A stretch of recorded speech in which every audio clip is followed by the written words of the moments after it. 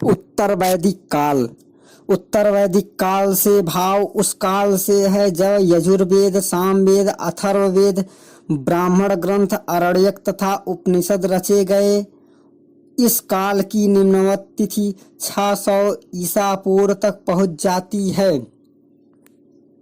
इस काल में आर्य सभ्यता पूर्व और दक्षिण की ओर बढ़ने लगी।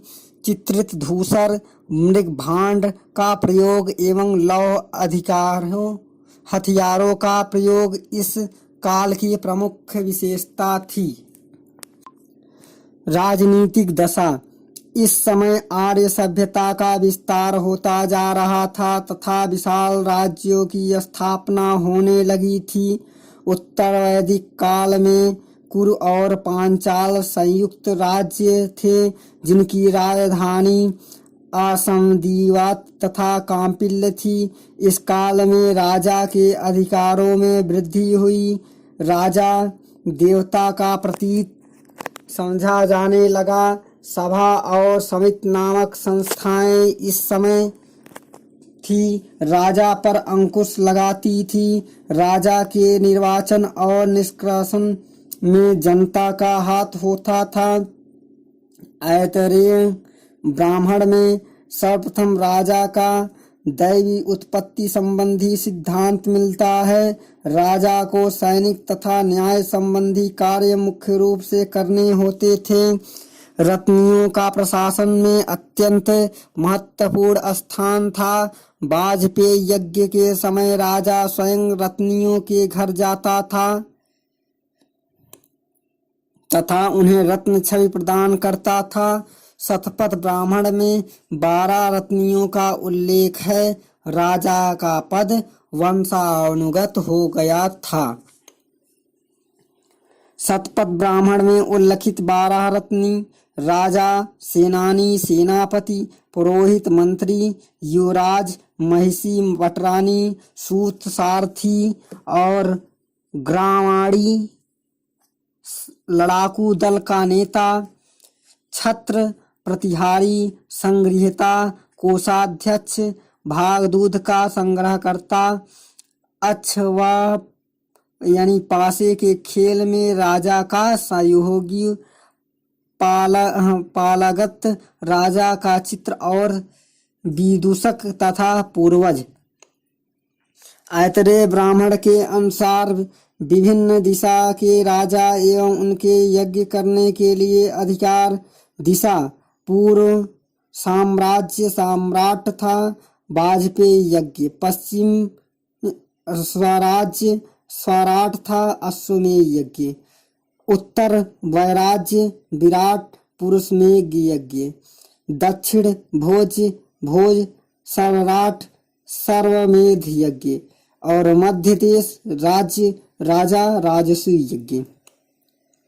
उत्तर वैदिक काल में सर्वप्रथम करों की नियमित व्यवस्था का उल्लेख है। बलीकृत शब्द यह इंगित करता है कि कर का बोझ वैश्य वर्ग के लोग वहन करते थे। संभवतः आय का 16वां भाग कर के रूप में लिया जाता था। कर की अदायगी अन्न एवं पशु दोनों के रूप में की जाती थी। सामाजिक जीवन, पारिवारिक जीवन। इस काल में सर्वप्रथम कुल का उल्लेख मिलता है। परिवार संयुक्त एवं पितृसत्तात्मक थी तथा पिता अधिकारों में वृद्धि हुई। वह पुत्र का उत्तराधिकारी से वंचित कर सकता था। वर्ण व्यवस्था। इस काल में जाति आधारित वर्ण व्यवस्था का उदय हुआ। इस काल में स्पष्ट रूप से समाज का 4 वर्णों में विभाजन हो गया। ब्राह्मण, क्षत्रिय, वैश्य और शूद्र। यद्यपि अस्पृश्यता का उदय नहीं हुआ था तथापि यज्ञोपवीत संस्कार का अधिकार शूद्रों को नहीं था। शूद्र को अन्यस्य प्रेयस अर्थात तीनों वर्णों का सेवक कहा गया है। शूद्र संभवतः दर्शन के अध्ययन से वंचित नहीं थे। इस काल में कुछ क्षत्रिय ने ब्राह्मणों के समकक्ष स्थान प्राप्त कर लिया, जैसे जनक, जाबाली, अश्वपति, प्रवहन आदि। इस काल में सर्वप्रथम गोत्र व्यवस्था प्रचलन में आई। एक ही गोत्र के लोगों का परस्पर विवाह प्रतिबंधित था। इस काल में जाति परिवर्तन करना कठिन हो गया था। स्त्रियों की दशा ऋग्वैदिक काल की तुलना में स्त्रियों की दशा में उत्तर वैदिक काल में गिरावट आई। इस काल में स्त्रियों का उपनयन संस्कार बंद हो गया तथा पैतृक संपत्ति के अधिकार में कमी आई। इस काल में बाल विवाह, पर्दा प्रथा, सती प्रथा का उल्लेख नहीं है, किंतु अंतरवाड़ी विवाह, बहुविवाह, विधवा विवाह, नियोग प्रथा का प्रचलन था। इससे राजनैतिक एवं शैक्षिक अधिकारों में भी कमी आई। शतपथ ब्राह्मण में गार्गी, गंधर्व, गृहीता, मैत्रेयी आदि विदेशी कन्याओं का उल्लेख है। आश्रम व्यवस्था। इस काल में 3 आश्रमों को स्पष्ट उल्लेख है। ब्रह्मचर्य, गृहस्थ, वानप्रस्थ। चौथा आश्रम संन्यास को उत्तर वैदिक काल में महत्व नहीं मिल पाया था, जबकि गृहस्थ आश्रम की महत्ता व्यापक थी। सर्वप्रथम जाबालोपनिषद में चारों आश्रमों का उल्लेख मिलता है। पुरुषार्थ।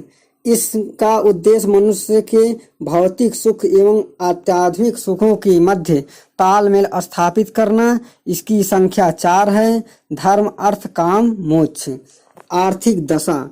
इस काल में आर्यों का मुख्य व्यवसाय कृषि था। शतपथ ब्राह्मण में कृषि की चारों क्रियाएं जुताई, बुआई, कटाई तथा मड़ाई का उल्लेख है। काठक संहिता में 24 बैलों वाला द्वार खोले जाने वाले हल का उल्लेख मिलता है। उत्तर वैदिक काल में लोग 4 प्रकार मृग भांडों से परिचित थे। काले व लाल मृग भांड तथा काले रंग के चित्रित धूसर मृग भांड तथा लाल रंग के। इस काल में लाल मृग भांड अत्यधिक प्रचलित थे तथा चित्रित धूसर मृग भांड इस काल की विशेषता थी। महत्वपूर्ण तथ्य। पूषण ऋग्वैदिक काल में पशुओं के देवता थे, जो उत्तर वैदिक काल में शूद्रों के देवता हो गए। तैत्तिरीय आरण्यक में क्रौंच और मैनाक पर्वत का उल्लेख मिलता है। राज संपत्ति की गणना ऋग्वेद काल में मवेशी से की जाती थी। अथर्ववेद में मगध के लोगों को व्रात्या कहा गया है। अथर्ववेद में परीक्षित को मृत्युलोक का देवता कहा गया है। उत्तर वैदिक काल में पांचाल सर्वाधिक विकसित राज्य था। शतपथ ब्राह्मण में इसे वैदिक सभ्यता का सर्वश्रेष्ठ प्रतिनिधि कहा गया है। शतपथ ब्राह्मण में रेवा, नर्मदा और सदानीरा नदियों का उल्लेख है। अथर्ववेद में परीक्षित की मृत्यु लोक का देवता बताया है। वैश्य शब्द का सर्वप्रथम उल्लेख वाजपेयी संहिता में मिलता है। 3 आश्रमों का सर्वप्रथम उल्लेख छंदोग्य उपनिषद में मिलता है। निम्नलिखित प्रकार के व्यवस्थाओं का विवरण हमें पुरुषमेय सूक्त में मिलता है। शतपथ ब्राह्मण में महाजनी प्रथा का प्रथम बार उल्लेख हुआ तथा सूदखोर को कुशीदीन कहा गया था। उत्तर वैदिक काल में मुद्रा का प्रचलन हो चुका था, परंतु सामान्य लेन देन वस्तु विनिमय इकाई थी। वाट की मूलभूत इकाई क्रिस्टल थी। रिक्तिका तथा गुंजा भी तौल की इकाई थी। शतमान संभवतः चांदी की मुद्रा थी। व्यापार प्रापड़ द्वारा संपन्न होता था, जिसमें लेन देन का माध्यम गज एवं निष्क था। निष्क संभवतः 320 रत्ती का एक स्वर्ण ढेला था। शतपथ ब्राह्मण की जल प्रलय की कथा के आधार पर विद्वानों ने सिद्ध किया है कि उन दिनों भारत का व्यापार बेबीलोन के साथ भी था। धार्मिक जीवन। इस काल में कुछ ऋग्वैदिक देवताओं का महत्व घट गया और नवीन देवताओं की प्रतिष्ठा हुई, जैसे वरुण, इंद्र आदि का स्थान प्रजापति, विष्णु एवं रुद्र, शिव ने लिया। आर्य एवं अनार्य विचारधाराओं के सम्मिश्रण के फलस्वरूप धर्म में अनेक नवीन तत्व प्रविष्ट किए गए। अप्सरा, गंधर्व, नाग आदि की भी दैव रूप में कल्पना की गई। ऋग्वैदिक कालीन रुद्र जो पशुओं के देवता थे, इस काल में शिव के रूप में प्रतिष्ठित हो गए, मंगलकारी देवता माने जाने लगे। वरुण का स्थान विष्णु ने ले लिया और इंद्र देवता इन्हें देवताओं के अधिक सम्मानित और श्रेष्ठ माना जाने लगा। उत्तर वैदिक कालीन संस्कृत का मूल यज्ञ था। इस काल में यज्ञों की संख्या में वृद्धि के साथ पुरोहितों की संख्या में वृद्धि हो गई। ऋग्वेद में 7 प्रकार के पुरोहितों का उल्लेख है। उत्तर वैदिक काल में यह संख्या संग्रह यानी 17 हो गई, 17 संख्या हो गई। आगे हम विवाह को पूर्व वैदिक काल तक एक आवश्यक संस्कार माना जाता था तथा अविवाहित पुरुष को यज्ञ का अधिकार नहीं था।